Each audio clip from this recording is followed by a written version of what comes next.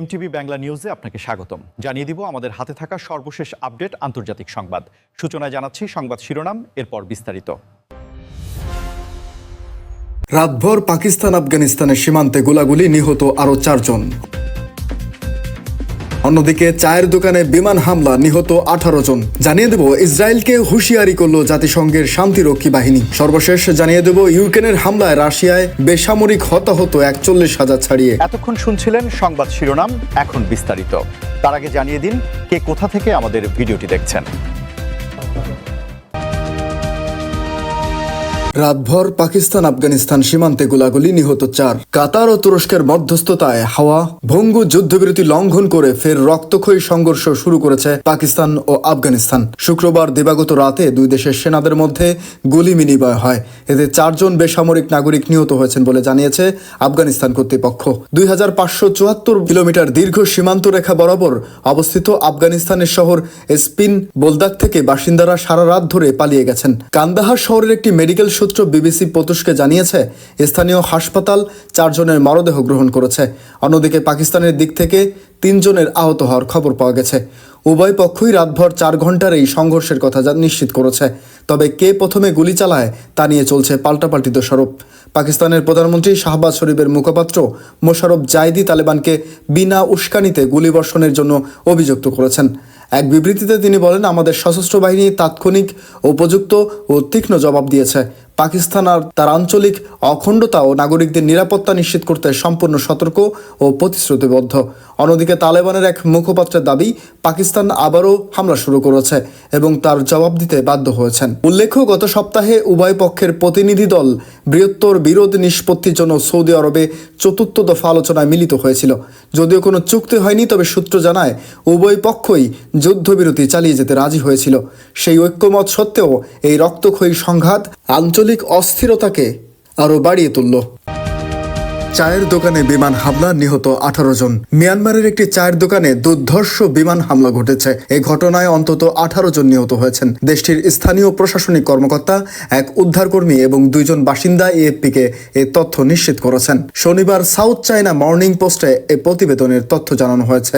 স্থানীয় প্রশাসন জানিয়েছে, শুক্রবার সন্ধ্যায় সাইগাং অঞ্চলে তাবাইং টাউনশিপে 2টি বোমা চালানো হয়েছে। এর একটি ব্যস্ত চায়ের দোকানে সরাসরি আঘাত এনেছে। এতে 18 জন নিহত ও 20 জন আহত হয়েছেন। উদ্ধারকর্মীরা জানায়, হামলার 15 মিনিটের মাথায় তারা ঘটনাস্থলে পৌঁছায়। 7 জন ঘটনাস্থলেই নিহত হন, বাকিরা হাসপাতালে নেওয়ার পর মৃত্যুবরণ করেন। একজন জীবিত বেঁচে যাওয়া ব্যক্তি বলেন, তিনি যখন দোকানে বসে টেলিভিশনে বক্সিং ম্যাচ দেখছিলেন, বিমানের শব্দ শুনে মাটিতে লুটিয়ে পড়েন। তিনি প্রাণে বেঁচে যান। বিস্ফোরণের শব্দ ছিল অসহনীয় জোরে। মাথার উপর বিশাল আগুনের গোলা দেখছিলাম। হামলা নিয়ে জান্তার কোনো কর্মকর্তা এএফপির ফোন কলে জবাব দেয়নি। প্রতিবেদনে বলা হয়েছে, শনিবার নিহতদের জানাজা ও শেষকৃত্য সম্পন্ন হয়েছে। স্থানীয়রা জানায়, বিস্ফোরণে অনেকের মুখমণ্ডল চিনতে না পারায় তোয়ালি দিয়ে ঢেকে রাখা হয়েছে। এর আগে গত মে মাসে সাইগাং অঞ্চলে জান্তার আরেক বিমান হামলায় 22 জন নিহত হয়েছিলেন। তাদের মধ্যে 20 জন শিশু ছিলেন। ইসরায়েলকে হুঁশিয়ারি করল জাতিসংঘের শান্তিরক্ষা বাহিনী। জাতিসংঘের শান্তিরক্ষা মিশন অভিযোগ করেছে, দক্ষিণ লেবাননে ইসরায়েলের সাম্প্রতিক বিমান হামলা জাতিসংঘ নিরাপত্তা পরিষদের প্রস্তাব 1701 স্পষ্ট লঙ্ঘন। বৃহস্পতিবার মারায়ুনা, মাজাদেল ও বারাশিত এলাকায় এই হামলা চালানো হয়েছে বলে জানিয়েছে মিশনটি। শুক্রবার আল জাজিরার এক প্রতিবেদনে এই তথ্য নিশ্চিত করেছে। এক বিবৃতিতে ইউনিফল জানায়, এসব কর্মকাণ্ড নিরাপত্তা পরিষদ প্রস্তাব 1701 স্পষ্ট লঙ্ঘন।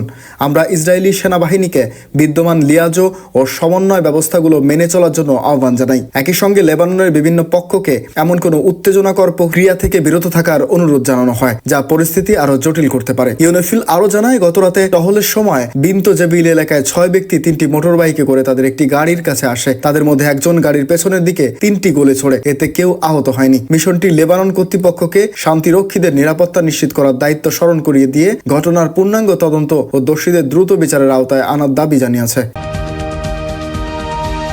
ইউক্রেনের হামলায় রাশিয়ার বেসামরিক হতাহত 41,000 ছাড়িয়ে। রাশিয়ার পররাষ্ট্র মন্ত্রণালয়ের বিশেষ দূত রোদিয়ন মিশনারি জানিয়েছেন 2014 সালে সংঘাত শুরুর পর থেকে এখন পর্যন্ত ইউক্রেনের হামলায় 13,000-এর বেশি বেসামরিক নাগরিক নিহত হয়েছেন। আহত হয়েছেন আরো 28,000 মানুষ। নিহতদের মধ্যে রয়েছেন 237 জন শিশু। শনিবার রাশিয়ার রাষ্ট্রীয় বার্তা সংস্থা রিয়া নাভস্কি দেওয়া এক সাক্ষাৎকারে মিরোশানিক বলেন 2014 সালে সংঘাত শুরুর পর থেকে বেসামরিক হতাহতের সংখ্যা 41,000 পৌঁছেছে। এর মধ্যে প্রায় 13,000 মানুষ মারা গেছে। মিরোশনিক আরো জানান 2025 সালের 30 নভেম্বর পর্যন্ত হিসাব অনুযায়ী ইউক্রেনের হামলায় 1091 শিশু আহত এবং 273 শিশু নিহত হয়েছে।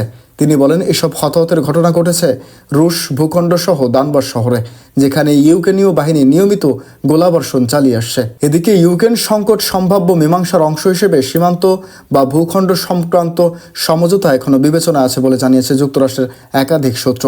মার্কিন ভিত্তিক গণমাধ্যম অ্যাক্সিওস এ তথ্য দিয়েছে। মার্কিন ও ইউক্রেনীয় প্রতিনিধি দলের মধ্যে আলোচনাগুলো বৃহস্পতিবার সন্ধ্যায় শুরু হয়ে 2 ঘন্টা ধরে চলে। শুক্রবার সকালে পুনরায় বৈঠক হয় এবং শনিবার পর্যন্ত আলোচনা চালিয়ে যাওয়ার কথা রয়েছে। পুরো আলোচনায় কেন্দ্রবিন্দুতে রয়েছে ডোনাল্ড ট্রাম্পের 28 দফার খসড়া শান্তি পরিকল্পনা। ইউক্রেনীয় প্রতিনিধি দলের নেতৃত্ব দিচ্ছেন দেশটির জাতীয় নিরাপত্তা উপদেষ্টা ও প্রধান সমঝোতাকারী রাসেট উরেম্ব ও সেনাবাহিনীর chief of staff general Andrii হুতাহুত।